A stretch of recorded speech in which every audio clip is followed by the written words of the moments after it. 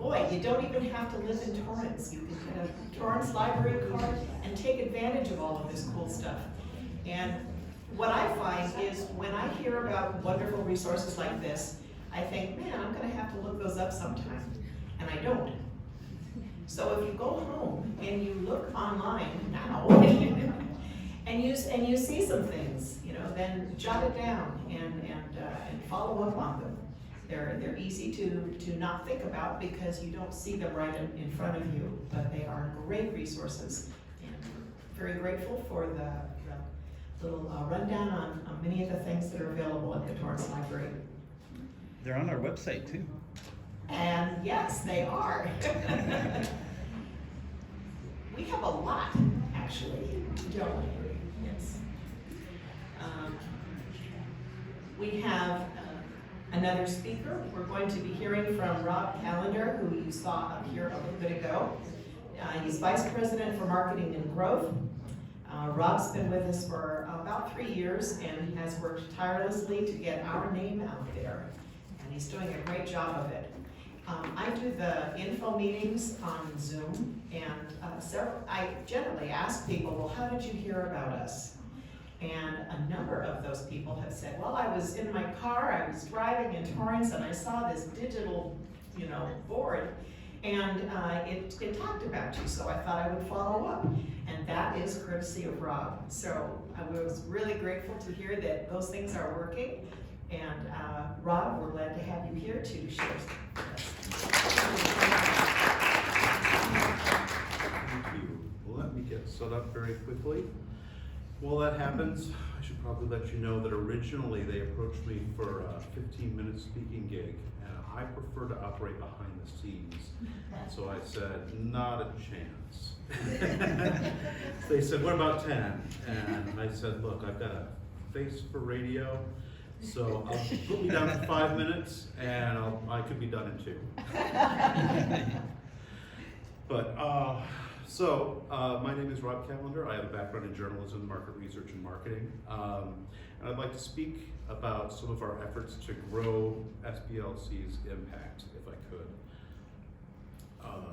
First off, last November, we held a Giving Tuesday campaign that ultimately raised more than $5,000. That was an improvement over our previous year, and it comprised somewhat over 10% of our annual operating budget, so a big success there.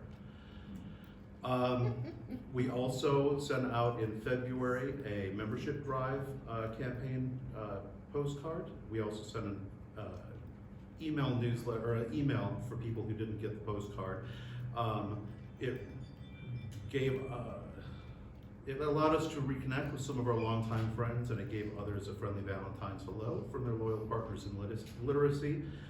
We got word back that people liked the picture enough that they hung it on their fridge. It is an adorable little dog. But the big news is that we're about to embark on our most ambitious initiative yet. We are trying to attract tutors and support from high achievers throughout Southern California. I became aware of a special ad package from KCRW, which is an NPR affiliate in the greater Los Angeles area.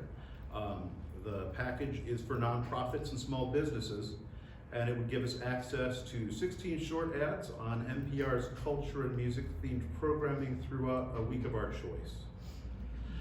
So, why is this important? Well, NPR's listeners are exactly the sort of individuals that we would hope to reach, from a tutor and a support perspective. They're twice as likely to be high earners. They're 2.5 times as likely to have a post-grad degree, 2.5 times as likely to contribute to arts or cultural organizations.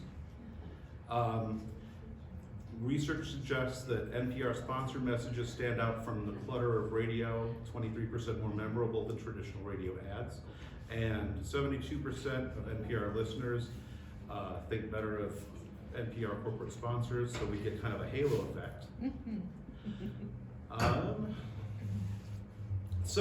Our spots would air on a variety of music and culture programs every day of the week for a week of our choosing. We're thinking tentatively about the run up to back to school, or maybe the run up to Giving Tuesday.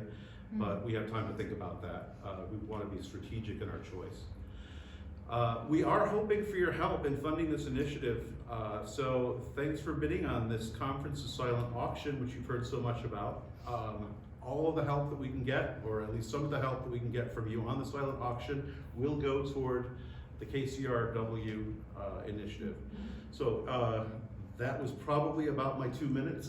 Are there any questions anybody has? Seeing none, oh, go ahead. How much is MPR charging for these messages? So it turns out that it's about $120-ish per 15-second spot, which compared to their normal rates is just vanishingly small. I did the math, not a great math person, certainly not gonna do math in public in front of you guys. But I think it turns out to be in the vicinity of a third to a quarter of the cost that they would charge your average, not nonprofit, not small business. So we're getting somewhere between a 75 and a 67% discount. Go ahead, Jack. NPR. NPR, National Public Radio. I listen to it on the radio. Yep. Are there several different NPR stations? So I took out a slide because it was going to be too long, but I took out a slide that showed the coverage area. KCRW is, the Los Angeles area, South Bay, maybe a little bit of Orange County, but this would also air on affiliates, NPR affiliates that go as far north as San Luis Obispo and as far south as almost, but not quite, to San Diego. So, and all the way out to Palm Springs, Palm Desert. So we're really getting airtime on pretty much anywhere that we could really hope to get, support, whether it be time and tutors or monetary support. Zafina. So are we providing the audio to them, or are they reading something that? They have a staff. She was real clear on this because we have a lot of people who like to operate behind the scenes on the council. I'm one of them, and nobody was really jumping to be the voice of this. And the person that I spoke to from KCRW said, "Don't worry about it.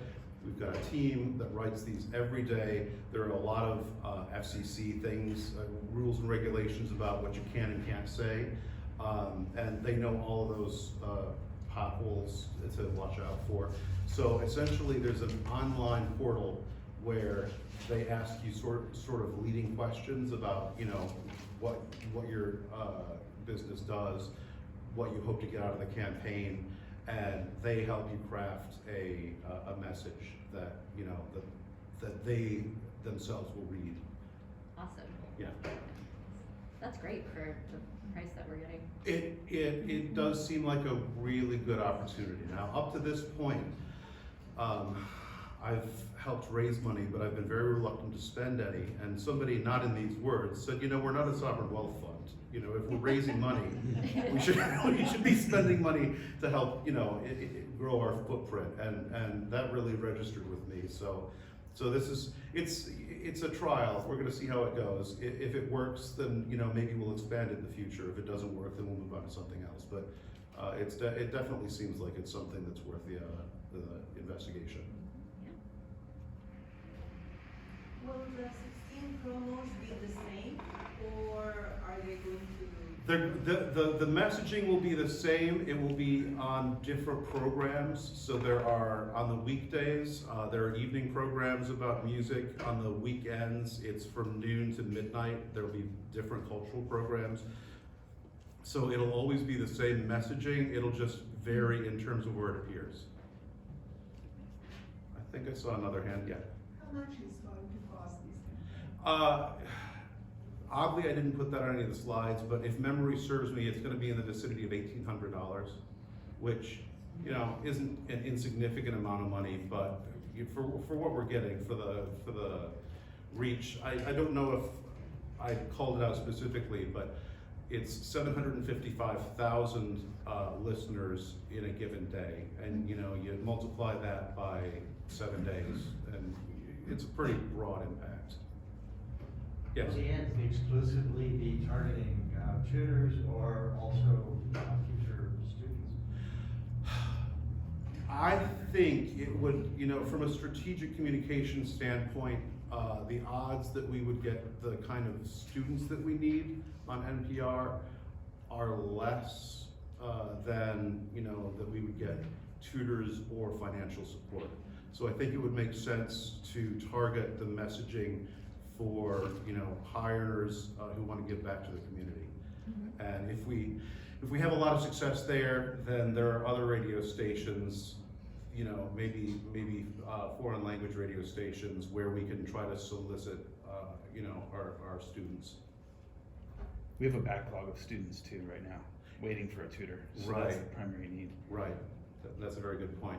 I don't know if everybody heard that, but Aaron mentioned that we have a backlog of students waiting for tutors. So, you know, right now, Laney always says that there's always an imbalance. You're either, you know, you have too many students waiting for tutors, you have too many tutors that don't have anything to do, and they drop out because they get bored, tired of waiting.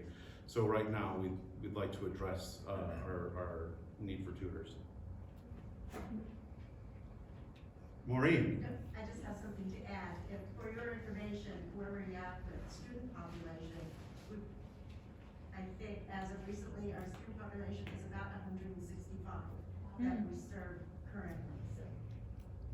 That's good, thank you. Okay, I'm gonna hand it back over before any more hands go up. Let's see.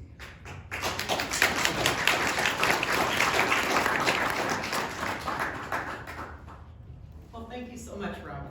I'm looking forward to hear that. Yeah. Now, one of my favorite parts of our conferences, we get to give a little bit of recognition to some of the people who work so hard to make this organization work. You know that there are quite a few people, but today we have the pleasure of honoring several of them. So I'm going to, let's see, who is first.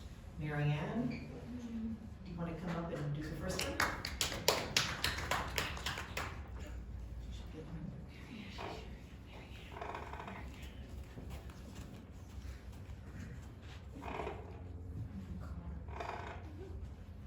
There's a stack of something over here.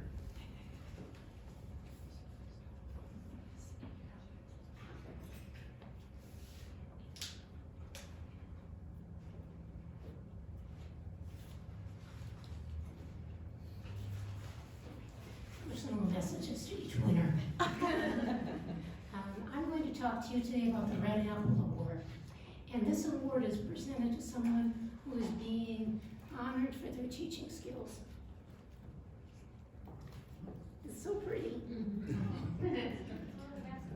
So this person who is being honored today joined the council in October of 2020 and graduated from ESL tutor training in November of 2020.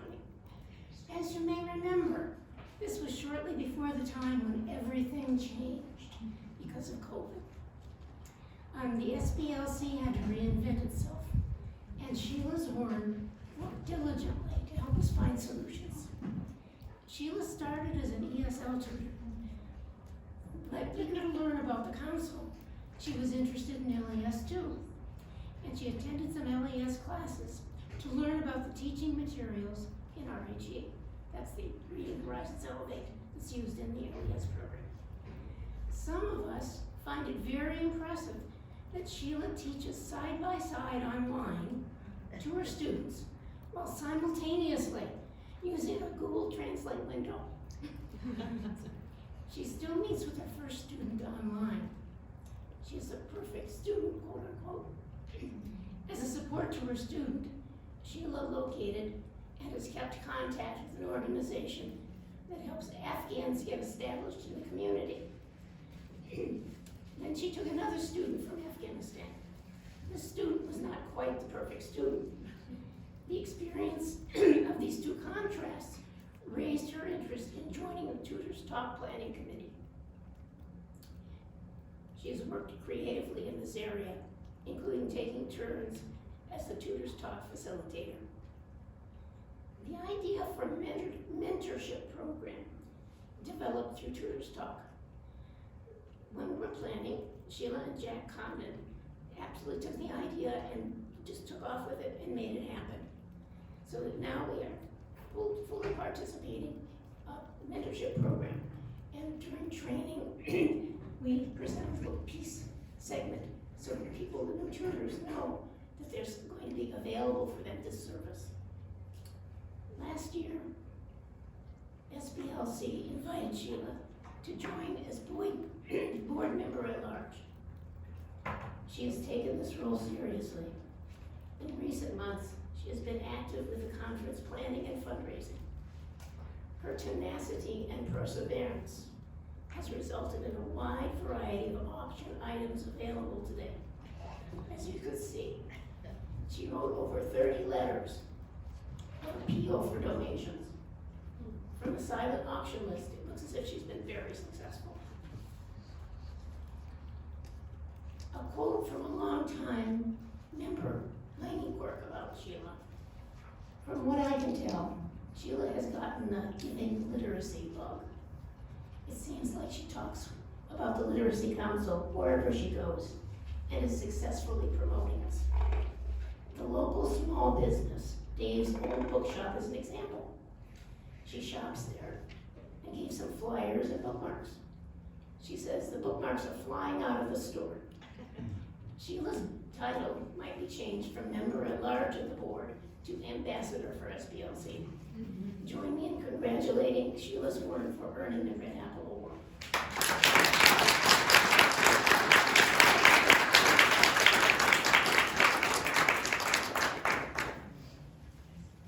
I'm shocked. Thank you. It's a lot coming for you.